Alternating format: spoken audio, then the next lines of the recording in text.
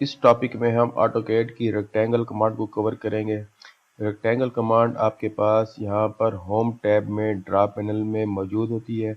अगर मैं यहाँ पर क्लिक करूँगा तो हमारी रेक्टेंगल कमांड सेलेक्ट हो जाएगी। इस रेक्टेंगल कमांड को एक्टिव करने का दूसरा तरीका, अगर मैं इसकी शॉर्ट कमांड REC टाइप करूँ और एंटर की प्रेस करूँ तभी आपकी रेक्टेंगल कमांड एक्टिव हो जाएगी। कमांड बार में देखें तो आपको फर्स्ट कॉर्नर पॉइंट लगाने का कह रहा है। मैं यहाँ पे फर्स्ट कॉर्नर पॉइंट लगा देता हूँ। इसके बाद वो आपको सेकंड कॉर्नर पॉइंट लगाने का कह रहा है। आप यहाँ पे सेकंड कॉर्नर पॉइंट यहाँ पर लगाएंगे तो आपकी यहाँ पर रेक्टेंगल ड्रा हो जाएगी।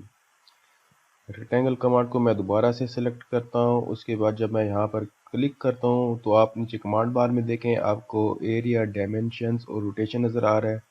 हम बारी बारी इन तीनों को चेक करते हैं। एरिया के लिए मैं यहाँ पर क्लिक करता हूँ, वो हमें 200 स्क्वायर यूनिट दे रहा है, यानी A multiply by B, length multiply by width. अगर आप इसको चेंज करना चाहते हैं और कम करना चाहते हैं तो जैसा कि मैं यहाँ पर अगर 50 देना चाहता हूँ और एंटर की प्रेस करता हूँ तो आपके पास जो एरिया बनेगा अंदर का वो 50 स्क्वायर यूनिट होगा। तो अगर वो आप लेंथ के हिसाब से देना चाहते हैं तो आपसे कह रहा है कि डायमेंशन बेस्ड ऑन लेंथ, यानी आपके पास जो एक्स एक्सिस की डायरेक्शन में वैल्यू होगी वो आपके लेंथ के हिसाब से होगी, और अगर आप वाई एक्सिस के हिसाब से देना चाहते हैं तो आप विड्थ पे क्लिक करेंगे। मैं इसकी लेंथ अगर यहाँ पर 10 देना चाहता हूँ तो मैं यहाँ पे पहले लेंथ के हिसाब से एंटर प्रेस करूँगा। यहाँ पे 15 आ रहा है। अगर मैं यहाँ पे 10 देता हूँ और एंटर की प्रेस करता हूँ तो आप देखेंगे कि यहाँ पर आपकी जो रेक्टेंगल ड्रा हुई है वो यहाँ पर उसकी लेंथ 10 है और विड्थ 5 है। आप इसको यहाँ से मेजर करके भी चेक कर सकते हैं। यहाँ पे आप देखें 10 नज़र आ रहा है। स्पेस बार दबाता हूँ और अब अगर मैं यहाँ से इसकी डायमेंशन देखता हूँ तो आपके पास ये 5 यूनिट आ रही है। तो जैसा कि मैंने पहले एरिया इसका 50 सेलेक्ट किया था तो A multiply by B 10 multiply by 5 50 बनते हैं।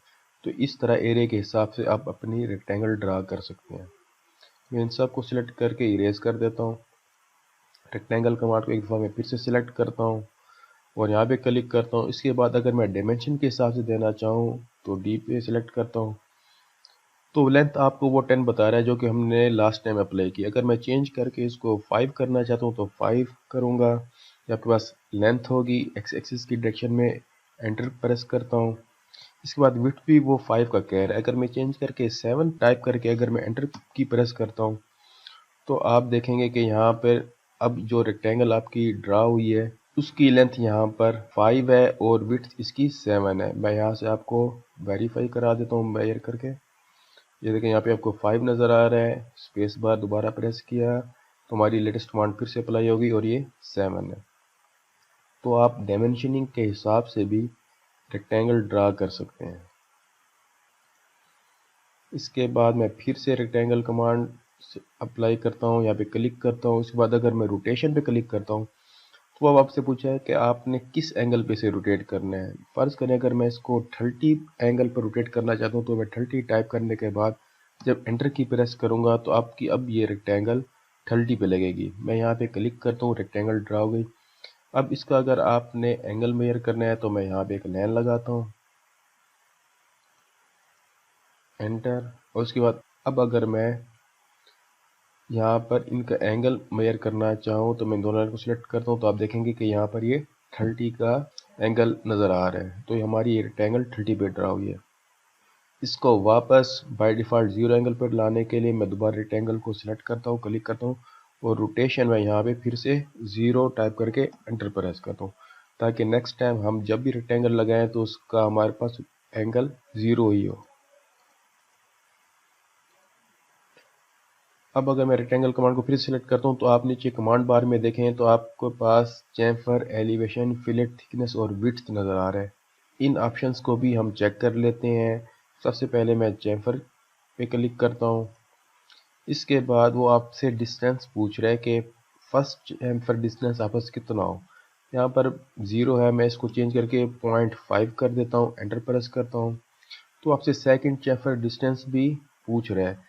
आप चाहे तो इसको चेंज कर दें, वरना ये फर्स्ट डिस्टेंस के हिसाब से ये भी 0.5 ही सेकंड का बता रहा है। इसी को अगर मैं रहने देता हूँ तो मैं सिर्फ एंटर की प्रेस करूँगा। उसके बाद जब मैं रेक्टेंगल लगाऊंगा तो आप देखेंगे कि यहाँ पर ये साइड पर ये चैम्फर हो गया है। अब ये 0.5 फर्स्ट डिस्टेंस कहाँ से है और सेकंड डिस्टेंस भी 0.5 कहाँ से है। तो अगर मैं इन दो लाइनों को यहाँ पर एक्सटेंड करूँ तो जिस पॉइंट पर वो मिलेंगे, तो जो पहला पॉइंट हमने लगाया वो यहाँ पर 0.5 यहाँ से दूर है और दूसरा पॉइंट भी 0.5 यहाँ से दूर है। चैम्फर के बारे में हम डिटेल में बाद में बात करेंगे। अभी क्योंकि रेक्टेंगल कमांड में इसकी ऑप्शन आई थी तो मैंने कहा कि आपसे जिक्र करता चलूँ। इसको मैं फ़िलहाल इरेज कर रहा हूँ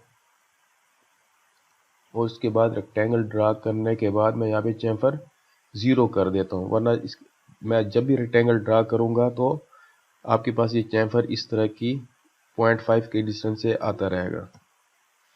अब मैं यहाँ पे एलिवेशन पे क्लिक करता हूँ, लेकिन एलिवेशन पे करने से पहले मैं यहाँ पर फिलेट से एक रेक्टेंगल बनाना चाहता हूँ। तो फिलेट पे क्लिक करता हूँ और इसका मैं रेडियस, वो आपसे पूछ रहे कितना हो, तो अगर इसका रेडियस मैं 0.5 देता हूँ और एंटर की प्रेस करता हूँ और अब मैं रेक्टेंगल यहाँ पे लगाता हूँ तो आप देखेंगे कि इसके किनारे अब राउंड शेप में हो गए हैं।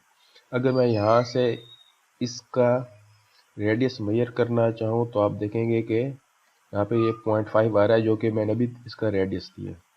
अब मैं रेक्टेंगल को फिर से ड्रा करता हूँ और अब अगर मैं यहाँ पे एलिवेशन पे क्लिक करता हूँ तो आपसे एलिवेशन पूछ रहा है। तो एलिवेशन इसका, अगर मैं इसको चेंज करके 1 करता हूँ और एंटर की प्रेस करता हूँ और अब मैं यहाँ पे रेक्टेंगल ड्रा करता हूँ तो आप देखेंगे कि रेक्टेंगल तो ड्रा हो गया और क्योंकि फिलेट मैंने लास्ट टाइम अप्लाई किया था तो यहाँ पे फिलेट भी वही शो हो रहा है।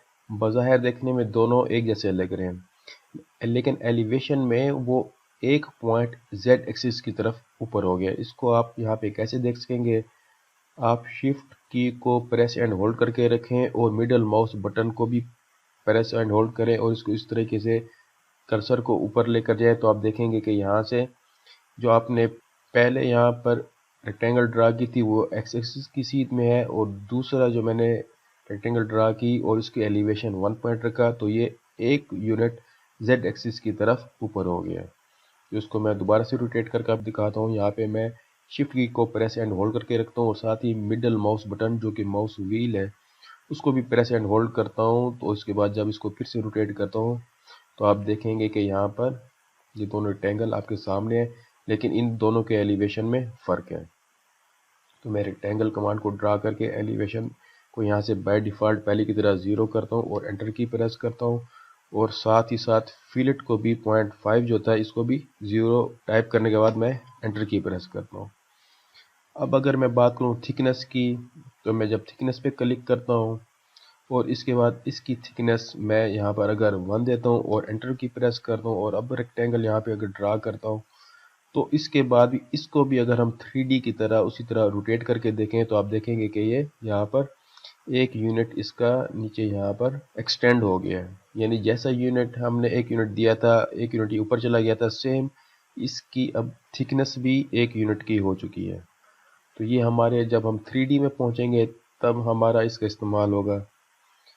तो अभी मैं इसको पहले की तरह वापस टॉप पोजीशन पर लेकर आता हूँ यहाँ से और इसकी थिकनेस यहाँ से फिर से मैं 0 कर देता हूँ जो कि हमारी बाय डिफ़ॉल्ट वैल्यू थी। और अब अगर मैं यहाँ पे विड्थ पे क्लिक करता हूँ और इसकी विड्थ मैं 0.5 देता हूँ और एंटर की प्रेस करता हूँ और अब रेक्टेंगल ड्रा करता हूँ तो जिस तरह हमने प्रीवियस लेक्चर में पॉलीलाइन में काम किया था तो आप देखेंगे कि यहाँ पर अब इसकी विड्थ 0.5 आ चुकी है। तो हमने आज रेक्टेंगल कमांड की जितनी ऑप्शंस थी सारों को बारी बारी चेक किया है। उम्मीद है कि आपको रेक्टेंगल कमांड की समझ आ गई होगी।